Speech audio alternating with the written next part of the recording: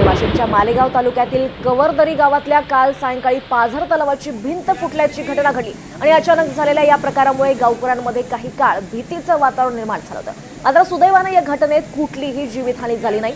तलावातलं पाणी हे शेत शिवारात पसरलं असून शेतकऱ्यांचं काही प्रमाणात नुकसान झाल्याची प्राथमिक माहिती आहे. प्रशासनाने तातडीने दखल घेण्याची शेतकरी आणि ग्रामस्थांची मागणी आहे. आपण पाहतोय साजन धाबे आमचे प्रतिनिधी आपल्यासोबत आहेत. साजन, काय सध्या तिथे परिस्थिती, काय अपडेट्स मिळतात?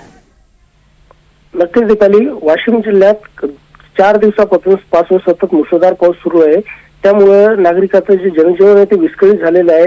अशाच आता वाशिमच्या मालेगाव तालुक्यातील कवरदरी गावात काल सायंकाळी पाझर तलावाची भिंत फुटल्याची घटना घडली आहे. यामुळे या अनपेक्षित प्रकारामुळे काही गावातील काळ भीतीचं वातावरण निर्माण झालं होतं. मात्र सुदैवाने यात कोणतीही जीवितहानी झाली नाही.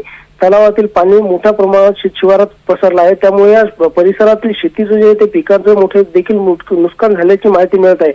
अचानक या घडलेल्या घटनेमुळे प्रशासनाने तातडीने या ठिकाणी येऊन पंचनामा करावा व शेतकऱ्यांना दिलासा द्यावा अशी मागणी ग्रामस्थातून केली जात आहे. मात्र तलावाच्या या भिंतीची तपासणी करून अशा घटना पुन्हा घडू नयेत यासाठी उपाययोजना करण्याची देखील आता गरज निर्माण झालेली आहे. दीपाली, निश्चितच धन्यवाद साजन या सगळ्या सविस्तर अपडेटसाठी.